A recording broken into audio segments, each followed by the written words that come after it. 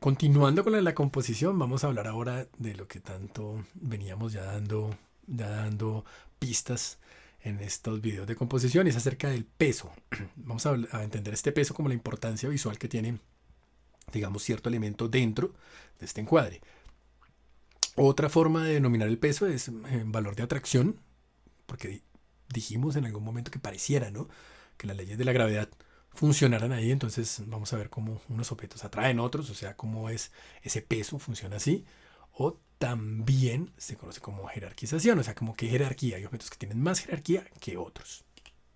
Desde este punto de vista vamos a estar trabajando sobre, pues, digamos, sobre una teoría de un teórico de los audiovisuales, el señor Arnheim, que nos explica, según su punto de vista, dice: la bandeja se equilibra realmente de manera horizontal, porque la tengo así, ¿no? Pero nuestra pantalla está vertical. Entonces, según él, el equilibrio debe venir entre los ojos del espectador y lo que estoy viendo en la pantalla. Y entonces ahí es donde deberíamos estar pensando en ciertos tipos de jerarquía que vienen realmente de los ojos, de la mirada del espectador, ¿no?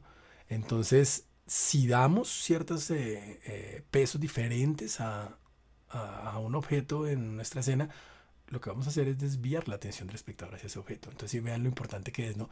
Tiene más peso y yo quiero que él mire hacia este lado y no hacia este.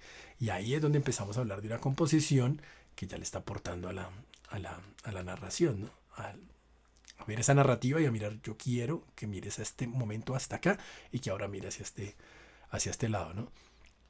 Entonces, pues hablando de estas jerarquías, vamos a encontrar una tabla adjunta donde les estoy resumiendo algunas de estas características que definen el peso, ¿no? Entonces es un elemento tiene mayor o menor peso dependiendo de sus propias características como objeto, pero también de las características que están alrededor, de su posición en el plano, y de las características del plano en general. Entonces vamos a mirar qué características nos van a servir para definir el peso de un objeto, ¿no? Por un lado, tenemos el valor, la luminosidad, la luz.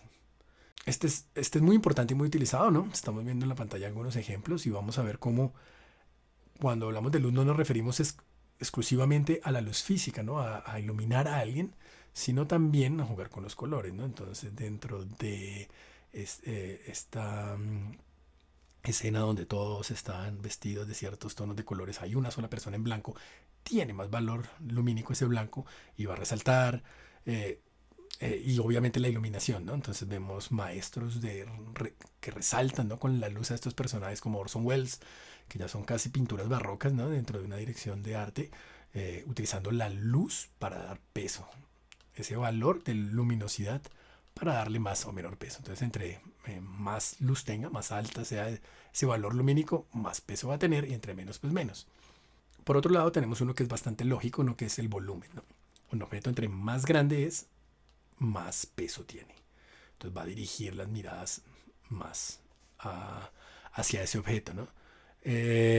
Más grande no solamente físicamente, digamos, este actor es más grande que el otro, sino obviamente más grande dentro del punto de vista de la cámara, quiere decir el que esté más cerca de la cámara, ¿no? Se va a ver más grande que el otro, o ese tipo de efectos de posición de la cámara que hacen que una persona se vea más grande que otra, ¿no?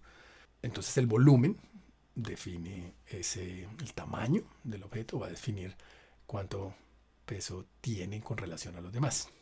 A mayor volumen, mayor peso; a menor volumen, menor peso.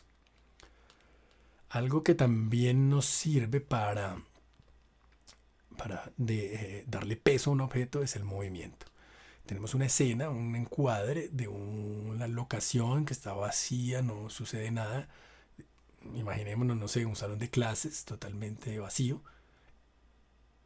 No hay movimiento porque no hay nadie y algo se mueve. Eso que se mueve ahí, eso que sucede, va a tener de inmediato más peso que todo lo demás que esté ahí. Entonces, si en ese salón, si en ese espacio vacío ingresan dos actores, ya esos actores por movimiento van a tener mucho más peso que lo demás que está estático. No importa lo pequeño que sea. Entonces nos serviría, por ejemplo, también para dar algunos detalles miniatura, ¿no? En algunas películas para niños, o en ese efecto del ratón, ¿no? Entonces la escena toda está estática, pero hay un ratoncito. Si ese ratón, no importa qué tan pequeño sea, se va a notar. va a tener peso y va a tener más peso que lo estático. Entonces, de inmediato el público se va a dar cuenta que entró un ratón en el encuadre, así sea bastante pequeño. Otra característica que nos ayuda a darle peso a, a algún objeto es su forma. Todo lo que tenga formas geométricas claras va a tener más peso que las que no tengan. Entonces, digamos las geometrías más simples, cuadrados, triángulos, círculos, generalmente tienden a tener más peso. Eso es muy normal que muchas veces tengamos problemas con, por ejemplo, con las ventanas en una grabación y nos toca ponerle cortinas, ¿no? Porque estos cuadros, estas líneas perfectamente rectas, triángulos se roban la atención.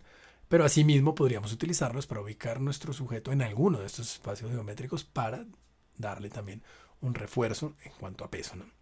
O lo que queramos resaltar, ¿no? Entonces, la forma es otra característica. Otra característica con la que le podemos dar peso a nuestra composición es la saturación, ¿no? El contraste del color, ¿no? Dependiendo con todos los demás colores del cuadro, qué tan heterogéneos son. Digamos, la famosa escena de la película La lista de Schindler, toda en blanco y negro, y hay una niña con un vestido rojo. Este tipo de efectos le da de inmediato un peso al objeto, ¿no? Si además está acompañado por una posición en el cuadro, pues aún más, ¿no? Entonces aumentar más el peso. Entonces vemos que además estas se pueden sumar. No solo le estoy dando una saturación diferente al resto del cuadro, un color diferente, sino que además lo estoy poniendo en una situación donde me da mucho más peso. Entonces la saturación, entendiéndola como, digamos, qué tan fuerte es un color o qué tan pálido. Cuando le quitamos toda la saturación a nuestra imagen, es algo que se vería en edición, se terminaría en lo que conocemos como un blanco y negro, una imagen en escala de grises. Entonces la saturación es como la cantidad de color que tiene, ¿no? Y hay colores muy vivos o colores entre más vivos quiere decir que tiene la saturación alta y entre más bajitos que no tiene saturación. Entonces esa diferencia de saturaciones entre los demás y un solo objeto nos va a dar mucho peso.